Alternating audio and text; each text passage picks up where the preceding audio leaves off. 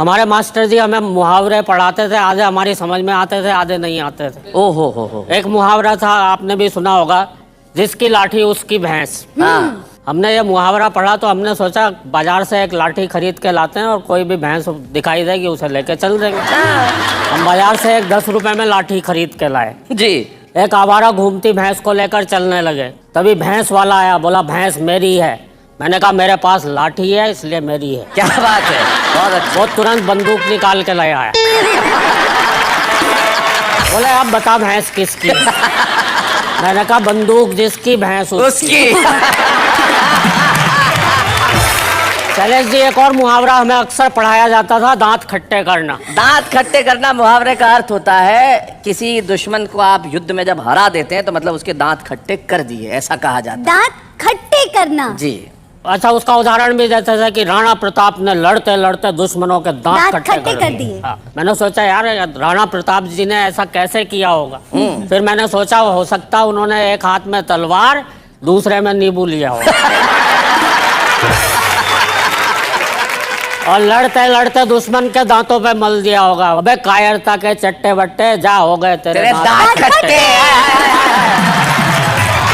एक और मुहावरा पढ़ाते थे, ऊंट के मुंह में जीरा, आपने भी सुना होगा। मैं बहुत दिनों तक सोचता रहा यार ये जीरा ऊंट के मुंह में ही क्यों होता है, हाथी के मुंह में क्यों नहीं होता, सही बात है, या शेर के मुंह में क्यों नहीं होता।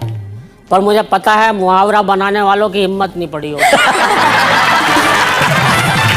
मैं आपको एक हास्य रस की डरावनी कविता सुनाने जा रहा हूँ। ओहो। डरावनी इसलिए क्योंकि मेरी इस कविता में भूत प्रेत हैं। अच्छा।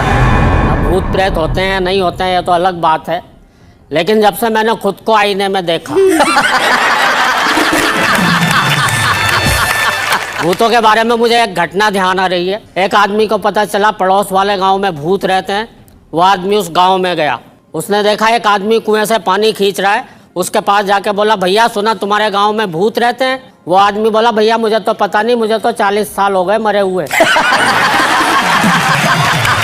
अब उस आदमी की क्या हालत हुई होगी। सही बात है। वो तो वहाँ खड़े खड़े ही मर लिया होगा। हाँ। कविता की शुरुआत देखना कितनी डरावनी है। अंधियारी रात भौंकते कुत्ते। ओहो। डरावनी कविता, पहले माहौल बनाना पड़ता। अंधियारी रात भौंकते कुत्ते, सुनसान हवेली, हवेली में कंगूरे, कंगूरों में चमगादड़, मकड़ियों के जाले, नीचे तहखाना, तहखाने में खिड़की जो बरसों से किसी ने नहीं खोली, वहां बैठी थी भूतों की एक टोली। ओहो, क्या बात है। डर गए क्या? नहीं डरे तो अब डरो।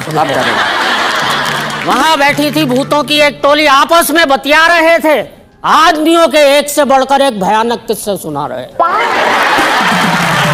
क्या बात है। आपस में बतिया रहे थे, आदमियों के एक से बढ़कर एक भयानक किस्से सुना रहे थे। पूरा का पूरा वातावरण था भूतिया, तू तक तूतिया। एक भूत ने दूसरे भूत से कहा, क्या सचमुच तुझे आदमी से डर नहीं लगता? दूसरा भूत बोला, नहीं यार, इस अंधविश्वास पर तो मैं विश्वास ही नहीं। बहुत अच्छे, बहुत अच्छे। और आदमी में विश्वास करने लायक है ही क्या आज की दुनिया में तो आदमी ही आदमी का विश्वास नहीं। क्या बात है महेंद्र, बहुत अच्छे, बहुत बढ़िया। आज की दुनिया में तो आदमी ही आदमी का विश्वास नहीं करता, तो मैं क्यों करूं, फालतू फंड में डरूं। दूसरा भूत बोला, नहीं यार मैं तो बहुत डरता हूं, जब भी घर से बाहर निकलता हूं मनी मन हनुमान चालीसा जपता हूं।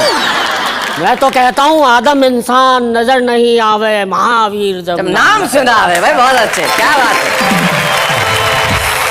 मैं तो अपने बच्चों को भी डराता हूँ, बेटा सो जा, नहीं तो आदमी आ जाएगा। हाय हाय, क्या बात है। बेचारे डर के मारे सो जाते हैं, खाना तक नहीं खाते हैं। एक बुजुर्ग भूत बोला, अबे ये कल रात ही शहर होकर आया है, इस पर जरूर किसी खतरनाक आदमी का साया है। भाई वाह वाह, बहुत अच्छे, बहुत बढ़िया, बहुत अच्छे महेंद्र। किसी झाड़ फूक करने वाले को बुलवाओ, इस पर से आदमी उतरवाओ।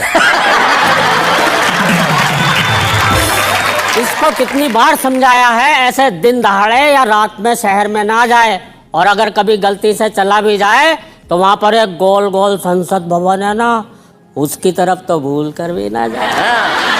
अबे वहां पे सफेद पग कपड़ों में बैठे नेता तुझे चिपट जाएंगे। क्या बात है। पेड़ पे उल्टा लटका देंगे और तुझसे वोट मांगेंगे। हाय हाय हाय हाय, बहुत अच्छे।